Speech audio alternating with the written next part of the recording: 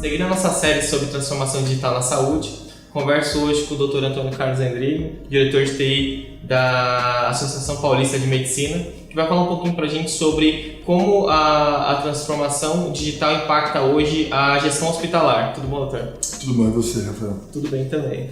Doutor, como é que, para a gente iniciar o nosso papo, é importante entender como é que o senhor enxerga hoje a transformação digital. Ou seja, o que é transformação digital para você? Olha, a gente está passando por um momento de grandes transformações na área de saúde.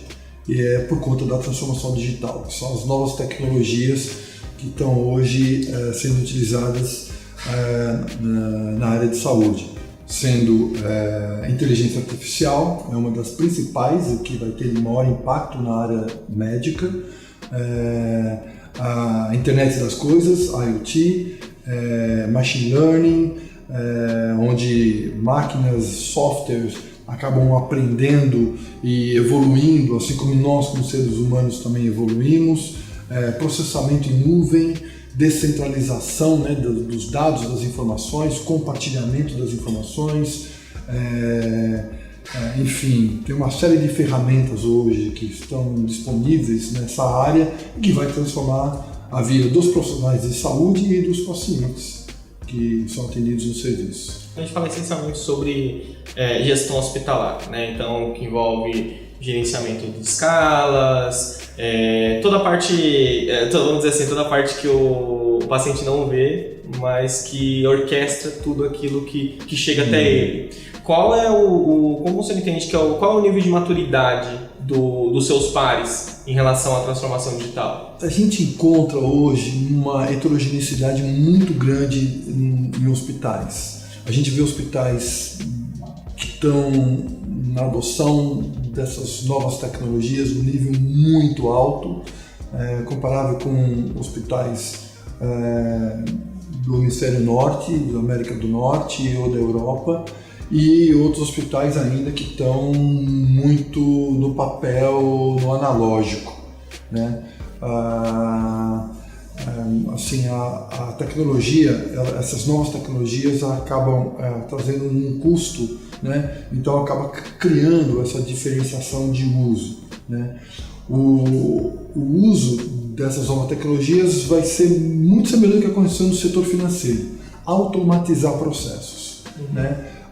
E para o hospital isso é fundamental, porque o foco do hospital é na prestação do serviço assistencial. E se ele gasta muita energia em processamentos administrativos, acaba não sendo tão eficiente na área assistencial, né? Como você mencionou, gerenciamento de escala, muitos hospitais isso é manual. E hoje existem ferramentas que colocam nome, tempo, horário, deixa isso pronto e cada um se organiza em cima daquela agenda sem ter o manuseio ou a ação de uma pessoa, né? Então é necessário o uso dessas novas tecnologias para os hospitais para poder automatizar, como aconteceu no setor financeiro. E nesse contexto de automação, quais são os principais gargalos operacionais hoje dos hospitais? Olha, custo com certeza é um deles, né? Muitos hospitais, eles, por conta de ter um custo de tração muito alto, ele muitas vezes está endividado e ele não consegue adotar essas novas tecnologias, né? Esse é um. O outro é cultural, né? O médico, na maioria das vezes, ele está à frente desses hospitais, na área administrativa, né? E também na forma de ser o drive que vai usar essas novas tecnologias, essas novas ferramentas. E o médico é conservador, né? Ele pensa muito na hora de adotar esses novos serviços. E essa cultura do médico às vezes causa um certo demora, né? E fica aquém de usar essas novas tecnologias. Então, custo e questão cultural. E quando a gente fala de gestão hospitalar em si, independente do contexto de transformação digital ou não, hoje quais são os principais, vamos dizer assim, desafios na gestão hospitalar? Né? O que você como membro da APM, acredito que esse tipo de discussão deve nortear bastante, né, os eventos, os congressos que vocês participam. Sim. Então, o que hoje tira o sono dos gestores de hospitais? Rafael, para responder a sua pergunta, eu vou falar para você uma experiência que nós tivemos na própria APM.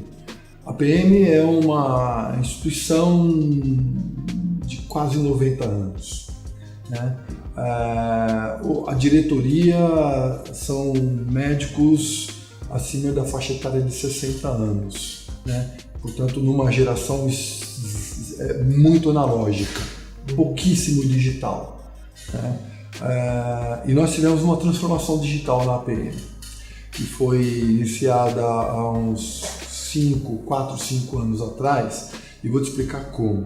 A APM é uma associação de 35 mil sócios, ela tem um processo, tem uma operação importante de cobrança, atualização de cadastro, uso de associados que têm clube de benefícios, enfim, tem uma operação gigantesca, né? E isso ocorria dentro de um sistema operacional que a gente comprou de mercado e que estava instalado lá dentro da APM, nos servidores, né, um mini data center, né, e com uma performance muito ruim.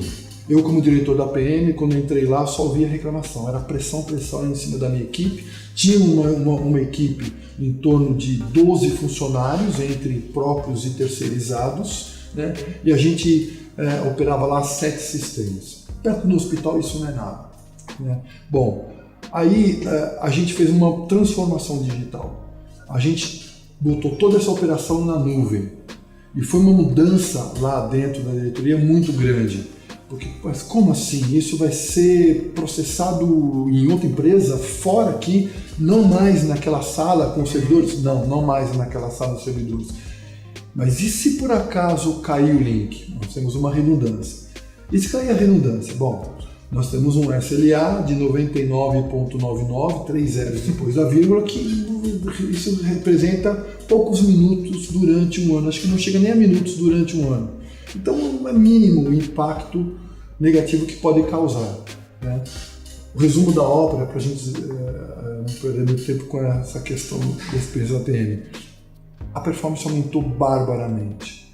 Eu não tenho mais reclamação nenhuma hoje assim da performance do serviço. Né?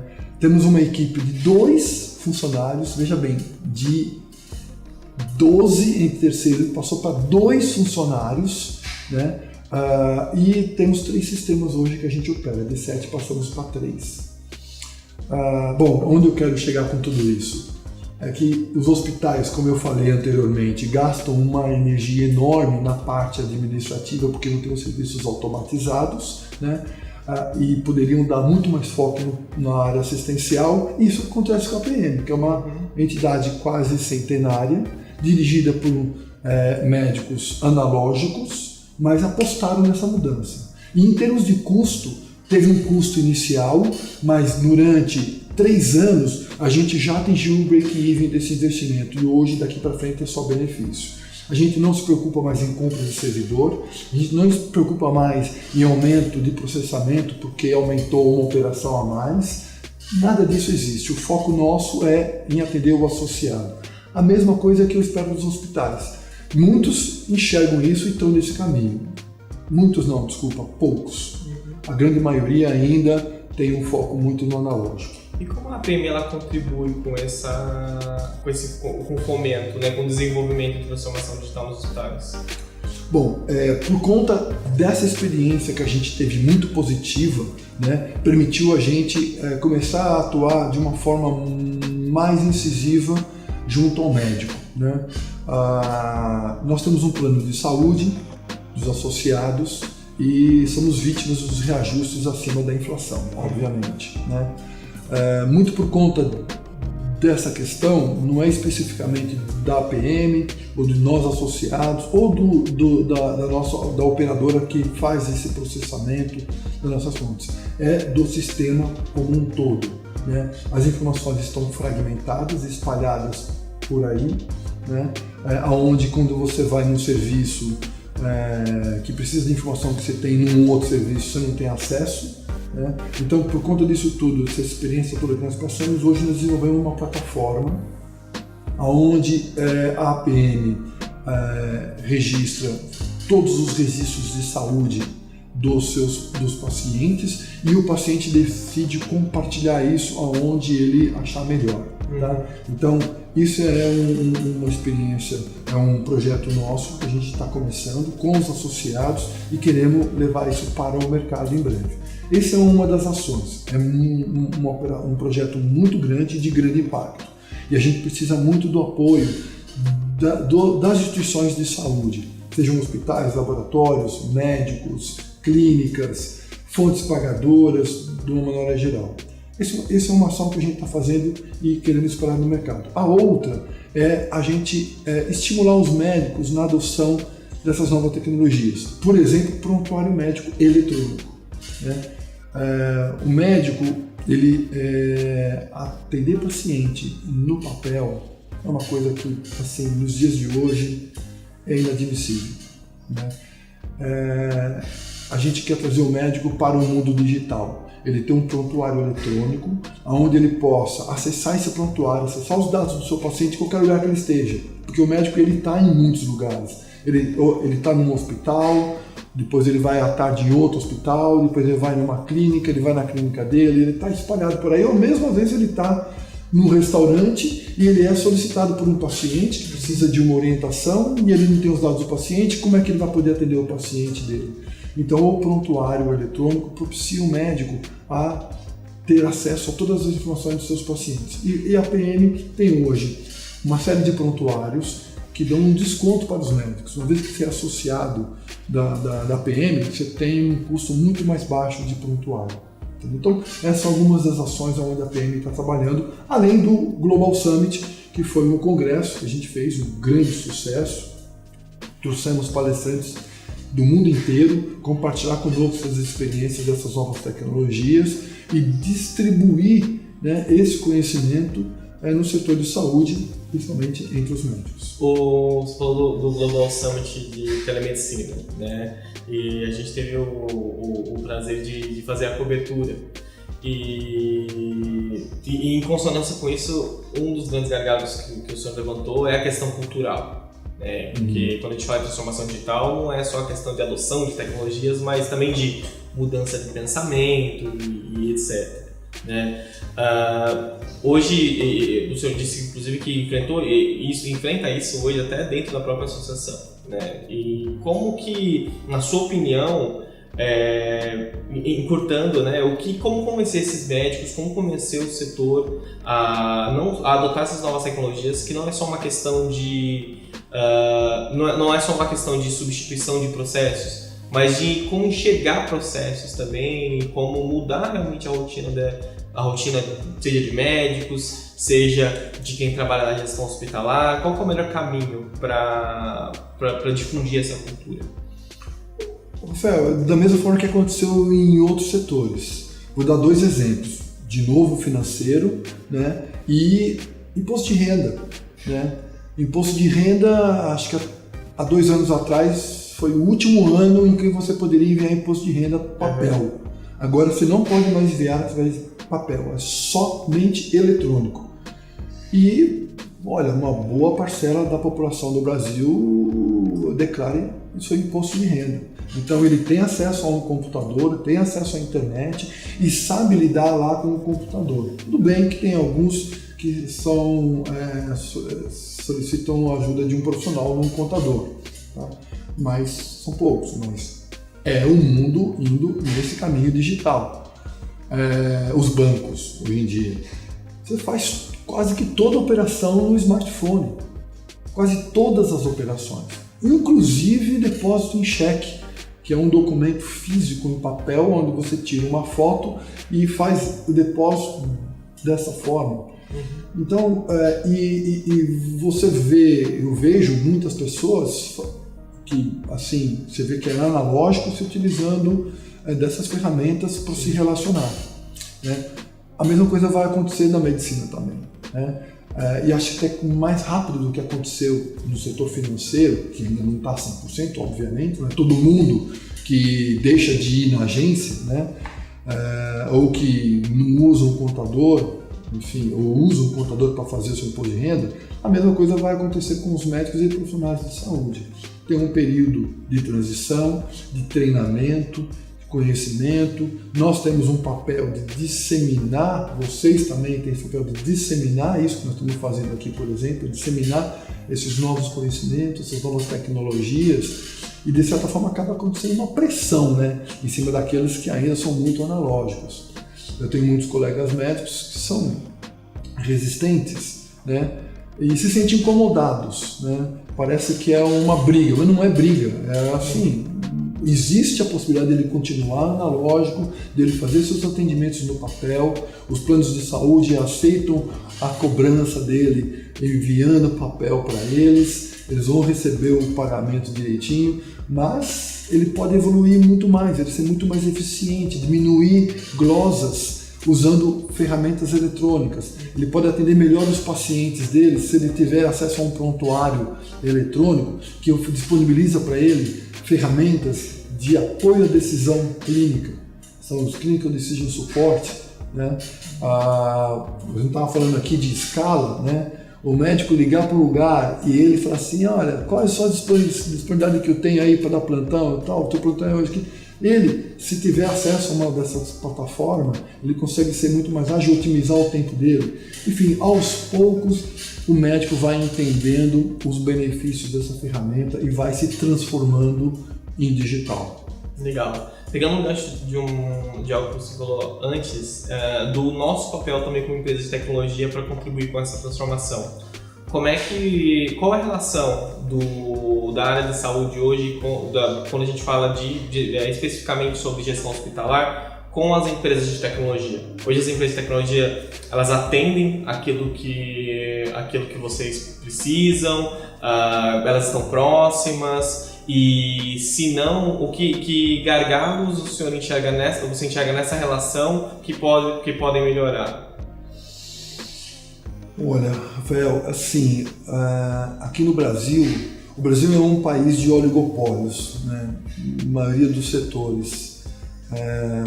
E eu vejo que também na área de tecnologia nós temos os oligopólios, sejam de empresas nacionais ou mesmo de empresas estrangeiras, né? E das empresas nacionais eu acho que falta muito arrojo. Você vai nos hospitais, você vai nas clínicas, parece que há e isso depõe contra a adoção dessas novas tecnologias. Mas enfim, você vai nos lugares, todo mundo reclama do seu fornecedor de tecnologia, seja de prontuário, seja de RPs, seja de qualquer coisa. Haja uma reclamação generalizada, seja por custo, ou seja que você quer fazer algo mais personalizado, que é a tendência hoje. Todo mundo quer personalizar, né? E o mercado de serviços na tecnologia de fora já entendeu isso. Tem muitas ferramentas que fazem com que o hospital consiga personalizar os seus processos, e aqui no Brasil a gente está muito trabalhando em caixa. Dá para personalizar? Sim, dá para personalizar, mas tem um custo altíssimo, tanto de financeiro como de implementação, de tempo para implementar aquelas personalizações do serviço. Ao passo que a gente vê sistemas de prontuários, ou sistemas hospitalares nos Estados Unidos ou na Europa, que o hospital tem muita flexibilidade de trabalhar com a equipe dele de TI em cima daquela ferramenta e fazer o processo do jeito que ele acha que é mais conveniente para ele, que está mais adequado à cultura do hospital, à cultura dos funcionários. E aqui a gente está muito engessado, portanto falta muito arrojo. Legal. E nesse contexto todo que a gente abordou, quais são as suas perspectivas para o futuro? O senhor é otimista? O que o senhor vê daqui a curto e a longo prazo? Eu sou muito otimista, né? Porque essa pressão que está havendo no momento, ela faz com que as pessoas se movimentem, né? E uma das principais características dessa nova revolução que a área de saúde está passando é a velocidade de adoção dessas novas tecnologias. Então, para quem não adotar essas novas tecnologias com rapidez, a gente vai ver muitos mortos e feridos no caminho para trás, né? E isso acaba servindo de exemplo, né, para aqueles que nós temos que adotar as novas tecnologias, temos que ser mais rápidos, temos que evoluir e acompanhar essas novas tecnologias com mais rapidez. Então, eu acho que a gente está num ponto de mudança, né? Isso é muito bacana para nós que estamos nesse momento no mercado, que vamos presenciar essa transformação, né? E o que vai sair do outro lado. Não sei te dizer ainda o que vai acontecer no dia seguinte, quando essas novas tecnologias estiverem assim, fazer parte naturalmente do dia a dia, né? Mas eu estou muito otimista que esse ponto de mudança vai acontecer em breve.